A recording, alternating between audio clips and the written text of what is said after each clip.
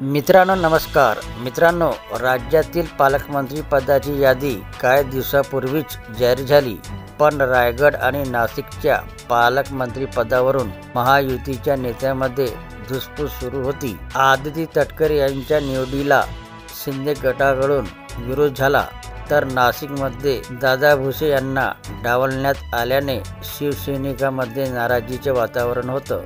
पण पालकमंत्री पदाचा तिढा आता सुटल्याची चर्चा आहे, कारण रायगडचे पालकमंत्री पद हे उपमुख्यमंत्री एकनाथ शिंदेंना मिळणार असल्याची माहिती समोर आली आहे। दरम्यान शिंदेकडे असलेले मुंबईचे पालकमंत्री पद हे भारतीय जनता पक्षाकडे जाणार असल्याचीही माहिती मिळत आहे।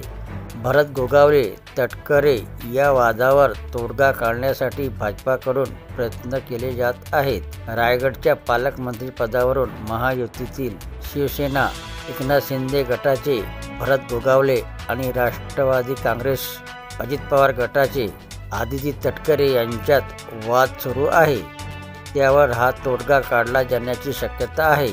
सध्या पालकमंत्री पदाची स्थगिती देण्यात आल्याने गोगावले तटकरे यांच्यात आरोप प्रत्यारोपांचा सामना सुरूच आहे। महाड विधानसभा संघातील सर्वच पदाधिकाऱ्यांकडून सामूहिक राजीनामे देण्यात आले, तसेच मुंबई गोवा महामार्गावर टायर जाळत शिवसैनिकांनी निदर्शने केली।